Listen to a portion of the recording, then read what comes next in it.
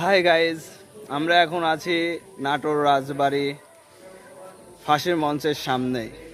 এই যে আমার পিছনে দেখা যাচ্ছে ফাঁসির মঞ্চ, আর এইটা হচ্ছে সভাভবন। সো চলেন গাইজ, আমরা আপনাদেরকে দেখাই সভাভবনের ভিতরে কি আছে আর সেটা ঢোকা যায় কিনা। সো গাইজ চলেন আমরা এখন ভিতরে ঢুকি আর বিষয়টা দেখি আসলে এই জায়গা ঢোকা যায় কিনা।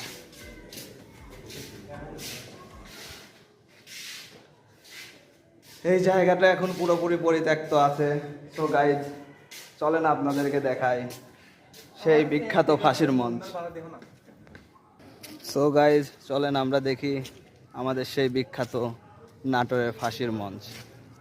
এই যে এই জায়গা আছে, এটা হলো নাটোরের ফাঁসির মঞ্চ।